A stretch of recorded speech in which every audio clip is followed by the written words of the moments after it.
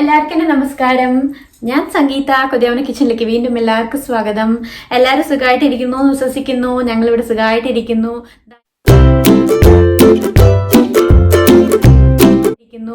ഇന്ന് ഞാൻ easy chutney recipe ആയിട്ടാണ് വന്നിരിക്കുന്നത്. ചട്നി എന്ന് പറയുമ്പോൾ തന്നെ ഈസി ആണല്ലേ.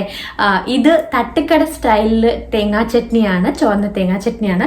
നമ്മളെല്ലാവരും തേങ്ങാ ചട്നി കഴിച്ചിട്ടുണ്ട്, നല്ല സ്വാദാണ്. പക്ഷെ നമ്മൾ തട്ടുകടയിൽ കഴിക്കുമ്പോൾ അതൊരു പ്രത്യേക സ്വാദാണല്ലോ. അപ്പം അതെങ്ങനെയാണ് ഉണ്ടാക്കാമെന്നാണ് ഞാൻ ഇന്ന് കാണിച്ചു തരുന്നത്. അപ്പം നിങ്ങൾ ട്രൈ ചെയ്യണം. എനിക്ക് ഉറപ്പാണ് നിങ്ങൾക്ക് ഇത് ഇഷ്ടപ്പെടുമെന്ന്. ഇതുവരെ നിങ്ങൾ തട്ടുകട സ്റ്റൈലിൽ ട്രൈ ചെയ്തിട്ടില്ലെങ്കിൽ ഇതെന്തായാലും ട്രൈ ചെയ്തിരിക്കണം കേട്ടോ. ഇത് ഇഡ്ഡലി, ദോശ, കപ്പ അങ്ങനെ എല്ലാത്തിൻ്റെ കൂടെ ചേരുന്ന അടിപൊളി ചട്നി റെസിപ്പിയാണ്. പ്രത്യേകിച്ച് ഇൻഗ്രീഡിയൻസ് ഒന്നും വേണ്ട. നമ്മളെപ്പോഴും ഉണ്ടാക്കുന്ന ചട്നിയുടെ റെസിപ്പിയുടെ ഇൻഗ്രീഡിയൻസ് തന്നെയാണ്. അപ്പം നിങ്ങളെല്ലാം ട്രൈ ചെയ്തിട്ട് നിങ്ങളുടെ വലിയ അഭിപ്രായങ്ങളും നിർദ്ദേശങ്ങളും പറയാൻ മറക്കരുത്. സമയം കിട്ടുവാണെങ്കിൽ എനിക്ക് ഫോട്ടോസ് അയച്ചു തരാം. ഞാൻ അത് എൻ്റെ റീഡേഴ്സ് ആൽബത്തിൽ അപ്ഡേറ്റ് ചെയ്യാം. പിന്നെ ഞാൻ എപ്പോഴും പറയണ പോലെ ലൈക്ക് ചെയ്യുക, ഫ്രണ്ട്സ് ഫാമിലിയുടെ കൂടെ ഷെയർ ചെയ്യുക, സബ്സ്ക്രൈബ് ചെയ്യുക. അപ്പം റെസിപ്പിയിലേക്ക് കിടക്കാം. തട്ടുകട സ്റ്റൈൽ ചുവന്ന തേങ്ങാ ചട്നി എങ്ങനെ ഉണ്ടാക്കാൻ നോക്കാം. അപ്പം നമുക്ക് കിഡിലൻ തട്ടുകട സ്റ്റൈൽ തേങ്ങാ ചട്നി എങ്ങനെ ഉണ്ടാക്കാൻ നോക്കുക. ആദ്യം മിക്സിയുടെ ജാർ എടുക്കുക. അതിലേക്ക് 1 കപ്പ് തേങ്ങ ചിരകിയത് ഇട്ട് കൊടുക്കുക.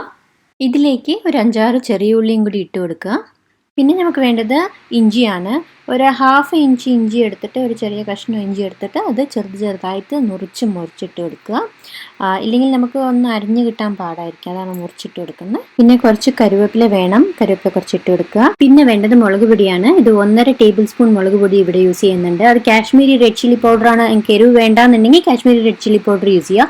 അല്ലെങ്കിൽ 1 ടീസ്പൂൺ കാശ്മീരി റെഡ് ചില്ലി പൗഡറും 1/2 ടീസ്പൂൺ നല്ല എരിവുള്ള മുളക് പൊടിയും യൂസ് ചെയ്യാം. ഞാൻ ഇവിടെ അങ്ങനെയാണ് യൂസ് ചെയ്യുന്നത്. ഇപ്പോൾ അതുമല്ല, വറമുളക് നിങ്ങളുടെ കയ്യിൽ ഉള്ളൂന്നുണ്ടെങ്കിലും ഒരു 4-5 വറമുളക് എടുത്തിട്ട് അതൊന്ന് റോസ്റ്റ് ചെയ്തിട്ട് അത് യൂസ് ചെയ്താലും മതിയാവും.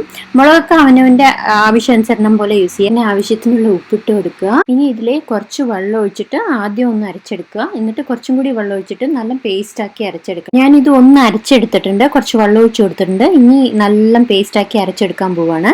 ഇത് ഞാൻ കുറച്ച് അരച്ചെടുക്കേണ്ടത് എന്താ വെച്ചാൽ, ഇല്ലെങ്കിൽ തേങ്ങ നല്ല പേസ്റ്റായി പരുവത്തിൽ അരിഞ്ഞ് കിട്ടില്ല. അത് കാരണം ആദ്യം ഒന്ന് അരച്ചെടുത്തിട്ട് പിന്നെ കുറച്ചും കൂടി വെള്ളം ഒഴിച്ച് അരച്ചെടുക്കണം കേട്ടോ. അപ്പൊ ഞാൻ നല്ല പേസ്റ്റായിട്ട് അരച്ചെടുത്തിട്ടുണ്ട്. ഇനി നമുക്ക് വറുത്ത് കൊട്ടണം. അപ്പോൾ ഒരു പാൻ വെക്കുക. അതിൽ കുറച്ച് വെളിച്ചെണ്ണ ഒഴിച്ചു കൊടുക്കുക.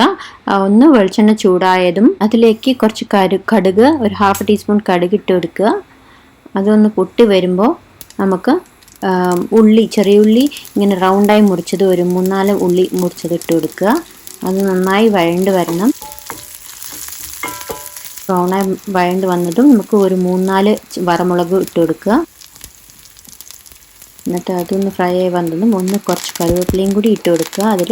എന്നിട്ട് ഒന്ന് ഫ്രൈ ചെയ്തെടുക്കുക. അത് നന്നായി ബ്രൗണായി വന്നതും നമ്മൾ അരച്ചു വെച്ച ചട്നിയില്ലേ അതിനെ ഇതിലേക്ക് ഒഴിച്ചു കൊടുക്കുക.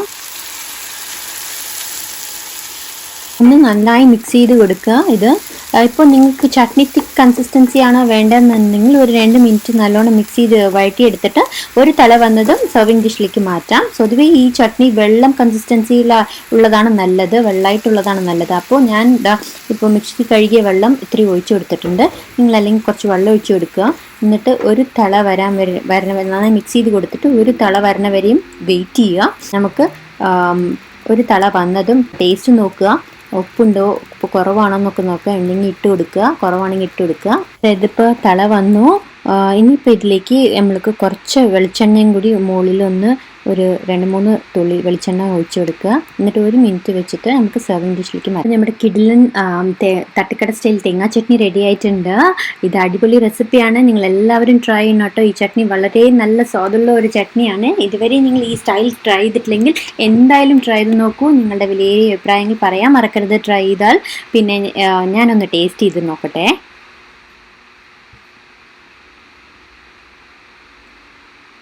നല്ല സ്വാദുണ്ട്. പെർഫെക്റ്റ്, ഉപ്പ് എരിവൊക്കെ പെർഫെക്റ്റ് ആണ്. അപ്പം നിങ്ങളും എല്ലാവരും ട്രൈ ചെയ്തിട്ട് ഇഷ്ടപ്പെടുകയാണെങ്കിൽ ഞാൻ എപ്പോഴും പറയണ മാതിരി ലൈക്ക് ചെയ്യാനും നിങ്ങളുടെ ഫ്രണ്ട്സ് ഫാമിലിയുടെ കൂടെ ഷെയർ ചെയ്യാനും, ഇതുവരെ സബ്സ്ക്രൈബ് ചെയ്തില്ലെങ്കിൽ സബ്സ്ക്രൈബ് ചെയ്യാനും മറക്കരുത്. അഭിപ്രായങ്ങൾ പറയാൻ മറക്കരുത്. അപ്പോൾ വീണ്ടും ഒരു നല്ലൊരു റെസിപ്പി കാണുന്നവരെ this is Sangeetha signing off. എല്ലാവരും സൂക്ഷിച്ചിരിക്കൂ. Take care. Bye. Thank U.